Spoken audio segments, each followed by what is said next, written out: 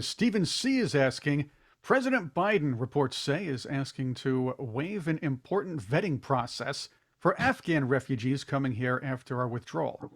How vulnerable might this, combined with Biden's overall immigration policy adjustments, leave our borders now and in the near future? Well, I would submit that there's a whole host of issues here. First off, um, clearly there are going to be some folks buried in the midst of all the refugees who are going to be a problem. I would uh, uh, ameliorate that statement a little bit. Go back to Vietnam. The folks that we get out of Vietnam overwhelmingly are some of the hardest working people you'll ever meet in your entire life. They're great Americans, and I love them all. I had a number of them who worked with me in the past. Um, Absolutely top notch, and we got some of the creme de la creme of Vietnamese society came to the United States. Are there a few bad apples? Yes. Are there likely to be more bad apples because the Taliban are trying to essentially spoil the bushel? Yes, absolutely. So yes, there are going to be issues. We're going to get some wonderful people out of this, I'll guarantee you, because we're going to get really some of the best people in Afghanistan are going to wind up in America, and God love them. We're going to get some bad apples, guaranteed, because the Taliban will want to do that. We're going to get some more bad apples. We're going to be harder to find because the Chinese and the Pakistanis will use the opportunity to put some people into our society, not as terrorists, but as agents, provocateurs, or essentially spies. Because they would, because geez, that's what I do. That's what Tony would do. That's what Tim would do. We'd all do the same thing if we had the opportunity. To someone else's country. You always do that kind of thing. It's kind of standard cookbook practice. So yes, there is going to be a risk. And I would just add, Pakistan's an issue because the Pakistani Pakistan government has had an issue with the West for quite a while. And I think it's important to remember that we were friends with Pakistan all through the 80s and 90s. Because the Pakistanis were opposed to the Russian presence in Afghanistan. We were friends with the Pakistanis in the 90s and in the last 20 years because we needed Pakistan to get into Afghanistan. But the Pakistanis are also the same folks who created their own nuclear technology and then took additional nuclear technology from China and passed it out throughout the region.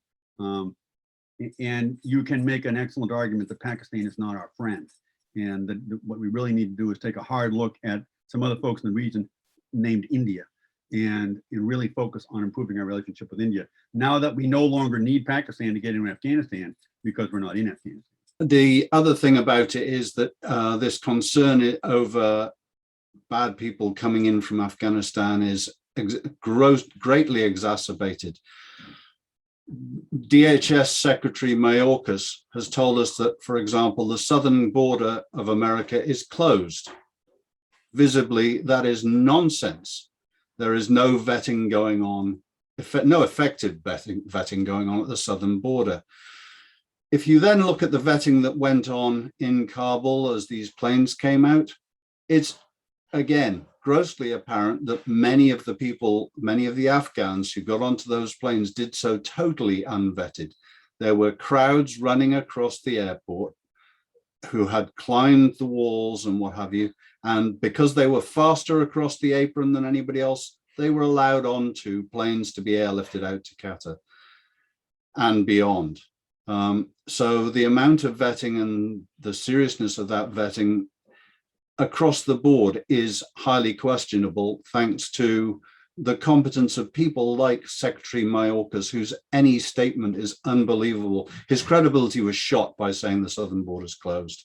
The 9/11 Commission said, was very strongly in favor of us going into Afghanistan because of the threat from extremists coming into this country from a secure base.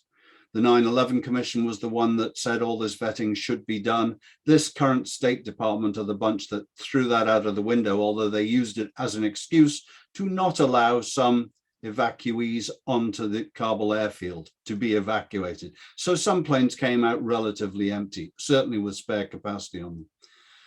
It's a disgraceful mess the whole evacuation is a disgrace to America. And I would just add one other thing. One of the excuses given for arranging this mess by the president was the fact that it was our longest war. Really? When did we sign peace with North Korea? I thought that was our longest war.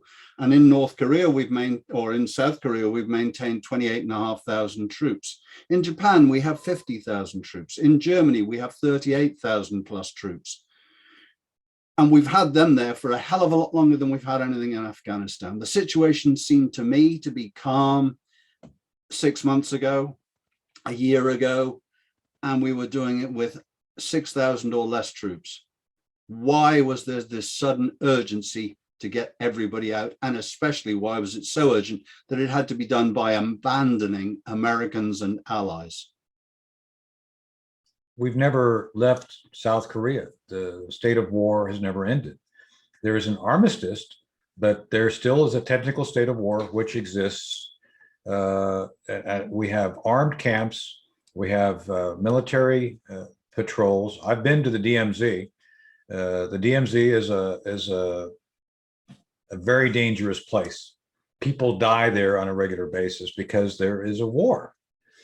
And the notable thing about that conflict is that it's one of the few places that nation building has worked. The South Korean people have essentially grown up by our willingness to use our military as their grantor of security. They've just developed their own democracy, but it took how many generations? How many generations have come and gone since 1951? And that's how many it's taken. And arguably, we are not gone. There varies any given year from 29 to 50,000 troops, depending on the time of year. At least 25K of our forces are always there on the ground. So was that investment worth it? I don't know. I drive a Korean car. I think so. Are the Korean people happy? The South Korean people are very happy. I think they're productive people that is going in the right direction. Would they believe that our nation building was a good idea? Yeah, I think they would. But that was a decision that was made a long time ago, and it's been maintained. No such outcome is going to be possible in Afghanistan without deciding that you're going to be there. And Tim, you all know, as the British, you've been there, what, 3 or 4 times now? Does it get better? By the way, does it get better for the British military every time they get kicked out? Is it like you do it enough times, you get like a free pass? I mean, I don't know. It's when you're wounded and lying on Afghanistan's plains and the women come out to cut up what remains, just roll to your rifle and blow out your brains and go to your death like a soldier. Thank you for watching this clip of our Ask Us Anything session, part of our Thought to Action series presented by the London Center for Policy Research. If you'd like to see the full Ask Us Anything session, enjoy exclusive content you won't see anywhere else, as well as sneak previews, and to ask your own questions, please become a member of our Patreon page, patreon.com/thoughttoaction. Members will enjoy more exclusive in-depth conversations, as well as panel discussions, and live streams are coming. Once again, thank you for being with us. Don't forget to like, share, and subscribe, and make your day an excellent one.